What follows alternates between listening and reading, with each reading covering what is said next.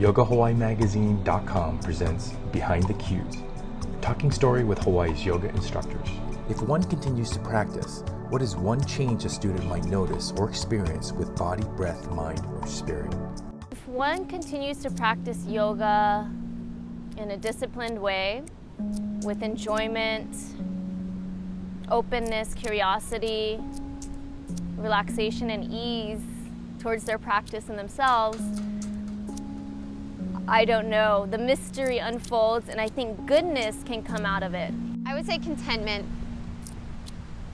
And the reason I say that is from my personal experience. When I began to get hooked to yoga, I would take a beach yoga class, and I'd walk there from my house every weekend, twice a weekend, and I would walk back with my chin away from my chest and shoulders rolled back and a huge smile on my face. Just the combination of sun and breathing and yoga and gifting yourself a pause. I felt contentment, I think, for the first time. If there would be one thing that changes, I would say that change would be to be more present and more attentive to life itself. More aware of who you are at that moment, more aware of your actions, the results of your actions, which will lead you to become more attentive to your thoughts, your feelings, and how they kind of manifest inside of you and outside of you. The surrounding, the outside of that person is a direct reflection of the inside. And if we want to change the outside, we become to notice that we have to change the inside.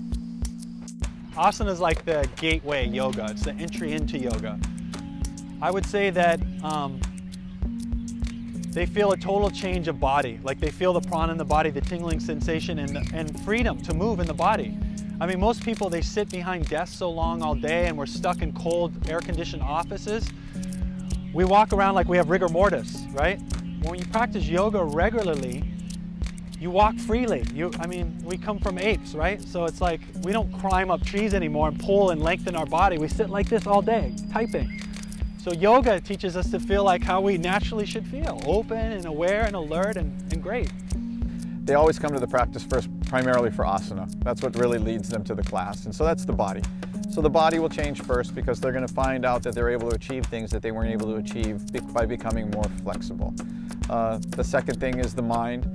So, the mind will change because all of a sudden you're feeling a little bit of calming, and that's through the breath, and that's the breath work that's working through the mind of allowing them to relax a little bit more. They get a little bit softer.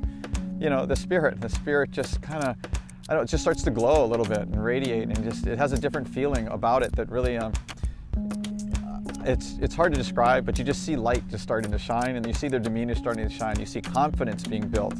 And overall, it's just a change in their lifestyle from where they were, and their journey is taking them down a different path that's, a healthier path, which may change because paths change all the time. As one practices yoga, one becomes more in tune with the nature of their mind and how their mind is connected to their body and their breath. And this is such a gift for all the students to realize this. I call it the triad. The breath, the body, and the mind. And they all work together. And we start to notice if there's agitation, and we start to feel it at the level of the breath. And we can start to register that. And then we can become mindful of making a conscious choice to react or maybe take a deep breath.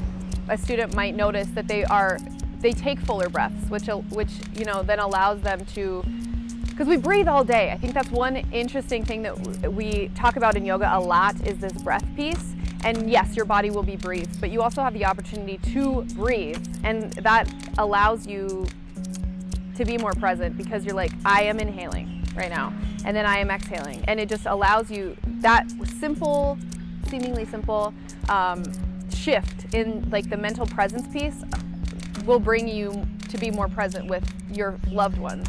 If we're practicing from the standpoint of self-introspection and witnessing what's going on internally as we move through our practices, Yeah, so self-awareness is big. With the practice of yoga, just starting physically and then letting it move to wherever it moves on to, you just get a lot more self-awareness. And it's not like you can change who you are, because everyone's born into who they are, but you can learn more about yourself, and the more you educate yourself, the more you can see why you're reacting to certain things the way you're reacting. Like, I never knew how stressed I could get before I practiced yoga, which is kind of the contradictory thing, because you think you do yoga to combat stress or to get rid of stress, but for me, I don't really, it never goes away. I still have it, but the way I react to it is different. If students continue to practice, I think the main thing that they'll start to notice between mind, body, breath, soul is that they're not these separate entities, that they're really all one. It just all starts to become more unified. And I think when we're living from a more unified state, which is kind of that yogic state, we're connected to ourselves, we're connected to something bigger. If you have a consistent practice over a period of time, you'll start to find the connection between your mind, body, breath, and spirit, which overall is one of the main purpose of yoga, is to find that connection, that union.